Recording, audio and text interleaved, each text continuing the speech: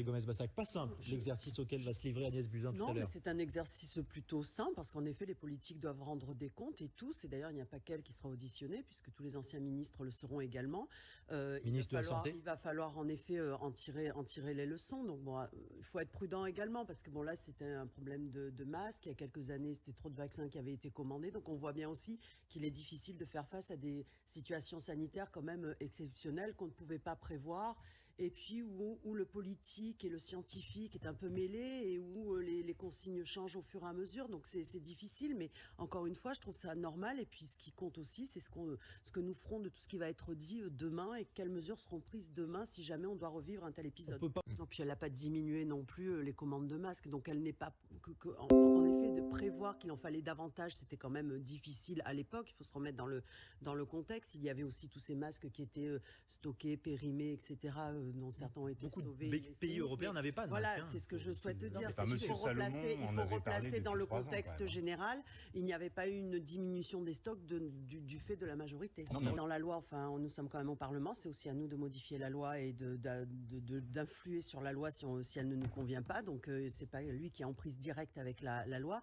Le président de la République ne veut pas brider l'économie et moi je ne prendrai pas une responsabilité qui dit que demain il faut plus d'économie parce que si on veut, je pense que la catastrophe sociale qui va arriver est déjà assez importante, il faut au contraire dynamiser l'économie, mais en revanche avec un juste équilibre parce qu'on voit en effet les attentes au niveau écologique.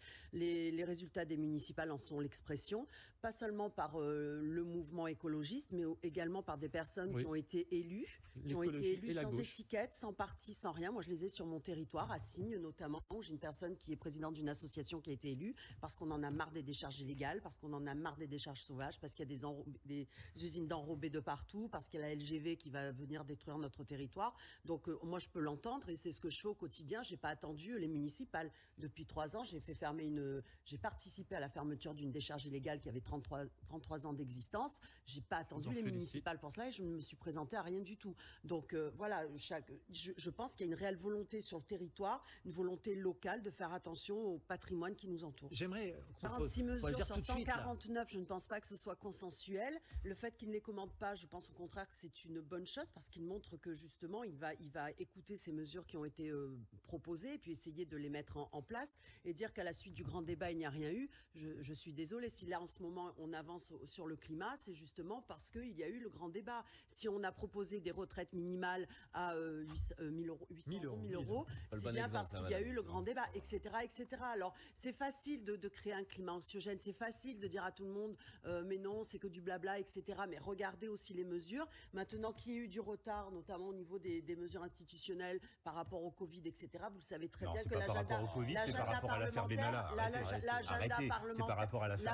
parlementaire a pris du retard, vous le savez pertinemment. On est toujours sur les PLF 3 maintenant, donc voilà, il faut prendre ces mesures. Pourquoi vous parlez d'écologie ? Dire sur l'aspect social, donc en effet, il y a des conséquences qui sont graves, mais il y a quand même des mesures qui ont été prises. Il y a le contrat territoire qui a été signé en 2019, justement qui permet un investissement de 30 millions d'euros. Il y a des 30 millions d'euros, pardon. Il y a déjà 35 millions d'euros qui ont été débloqués, mais c'est plus de 700 millions d'euros qui vont être débloqués dans le cadre de ce contrat territoire. Il y a 750 000 euros également qui ont été débloqués pour essayer d'aider les sous-traitants et puis d'aider à la formation, etc.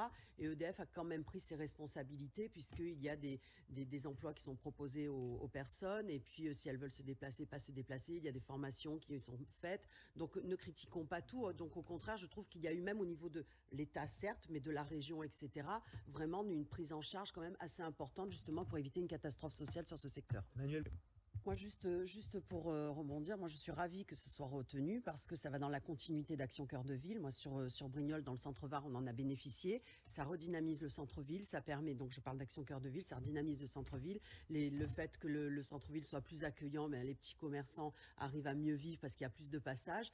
Et je suis sur une zone viticole, donc je suis ravie à double titre parce que c'est vrai que c'est un véritable problème que ces terres agricoles que l'on perd au bénéfice du foncier, quoi. Donc c'est vraiment une véritable véritable... Non, mais bon, là, pour le coup, je trouve que c'est vraiment... Je trouve que ça va dans la continuité d'Action Cœur de Ville qui a vraiment bien fonctionné. Si vous en avez sur vos territoires, ça a vraiment les maires qui avaient vraiment de beaux projets et des projets, que ce soit culturels ou économiques, je parle des petits commerçants, c'est quelque chose qui a très très bien fonctionné. Et moi, je sais qu'à Brignoles, sur 3 ans, j'ai vu le changement. Bon, Valérie Gomez-Bassac, ça s'abîme, ce lien entre justice et politique, et peut-être plus généralement pour nous tous vis-à-vis de la justice. Ça s'abîme. Moi, je fais confiance dans notre système judiciaire. Je suis avocate, donc j'étais avocate, donc il faut quand même. J'ai envie encore de faire confiance en ce système. Maintenant, c'est vrai que l'on peut regretter les histoires de timing, c'est-à-dire quels que soient les partis politiques, à chaque fois que des affaires sortent, elles sortent toujours à un moment où il y a des élections, où il y a un enjeu, quel que soit le parti. Donc c'est un peu dommage. Là, c'est pas plus mal que voilà, la décision est tombée. Maintenant, condamné pour l'exemple. Bon, moi, j'ai pas vu le dossier, mais bon, les faits semblent quand même grave, donc la condamnation semble normale. Il n'y a pas y avoir des justices à double vitesse. Hein. Et vous